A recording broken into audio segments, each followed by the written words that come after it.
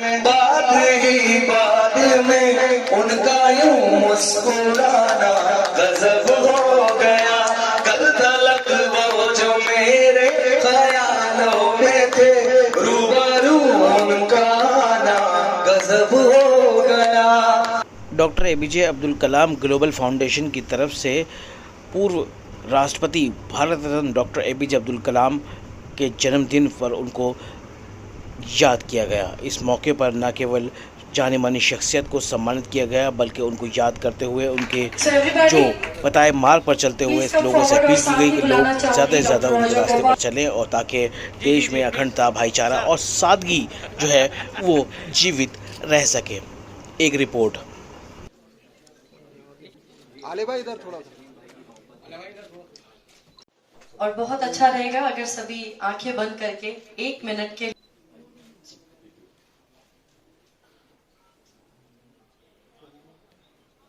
Thank you very much everyone. Kindly.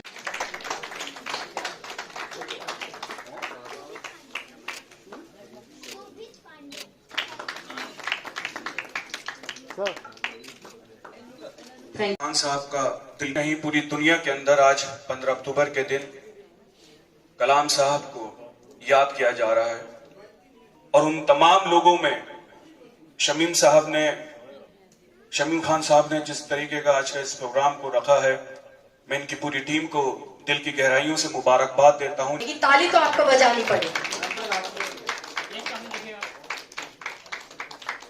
Sir थोड़ा सा देखिए सर। एक song in Bajirao Mastani with Ranveer Singh. Just everybody please give a huge round of applause to him.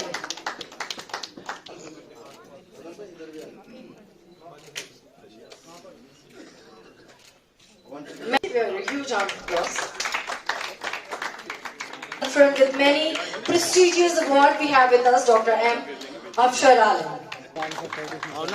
And we have with us an upcoming and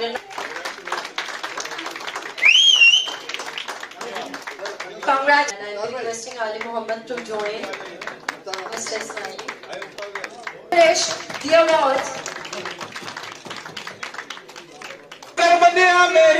मेरी नाए तेरी नाए मेरी, 4 दिना दा मेला दुनिया फिर मिट्टी दी ढेरी, अंत मिट्टी दा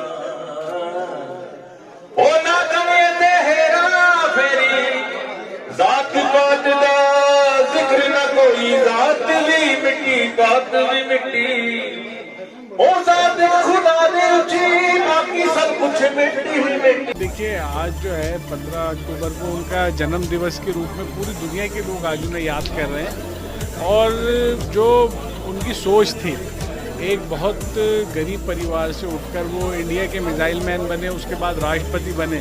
जो उनकी ज़िंदगी में सादगी थी और सादगी के साथ साथ जो उन्होंने देश को और बच्चों को पैगाम दिया, राष्ट्रपति बनने के बाद भी वो एक स्कूल में, कॉलेज में जाते थे और बच्चों को मोटिवेट करते थे।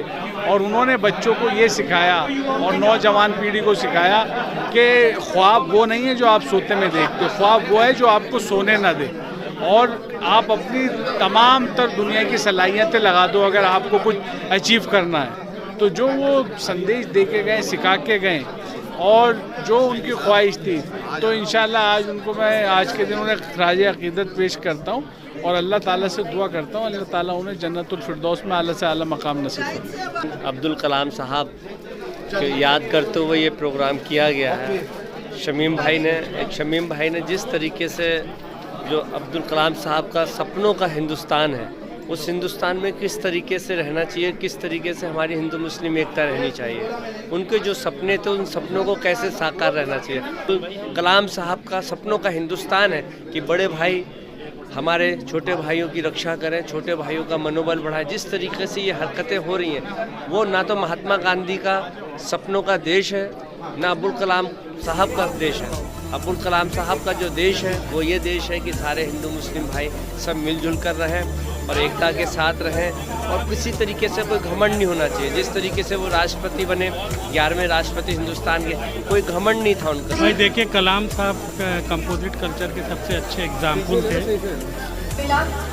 और कलाम साहब के बारे में आपको पता ही है कि सिर्फ उनके कम्युनिटी नहीं, पूरे हिंदुस्तान उनसे मोहब्बत करती है। इस अवार्ड को लेकर मैं काफ़ी खुशी महसूस कर रहा हूँ और कोशिश करूँगा कि कलाम साहब के जो भी विज़न था उसको आगे बढ़ाऊँ। हम लोगों से अपील करेंगे, जिस तरह कलाम साहब ने मेहनत किया और अपने मेहनत से आगे बढ़े, तो अगर उस जज्बा में हमारे कम्युनिटी के लोग भी करें तो ये हम लोग भी आगे बढ़ सकते हैं। देखिए, ये तो आप सबको पता है कि राष्ट्रपति बनने के बाद उनको लोगों ने बहुत करीब से जाना कि वो कितने सिंपल आदमी थे, लेकिन मैं उनको राष्ट्रपति बनने से पहले बड़े करीब से देखा हूँ। खेल गाँव में वो रहते थे, तो सादगी उनकी पूरी ज़िंदगी में उन्होंने सादगी को ही अपनाया। अगर आप पूरी ज़िंदगी देखेंगे कलाम साहब की, सिर्फ राष्ट्रपति नहीं, उससे पहले भी वो एक सेल्फ मेड इंसान थे। मेरा ये कहना है कि पहले तो मेरी ये बहुत खुशनसीबी है कि मुझे याद किया गया अवार्ड देने के लिए, परंतु मैं हर एक जनमानस के साथ जुड़ी हुई हूँ और मैं कश्मीर से आती हूँ और मुझे कश्मीर की बेटी के नाम से जाना जाता है।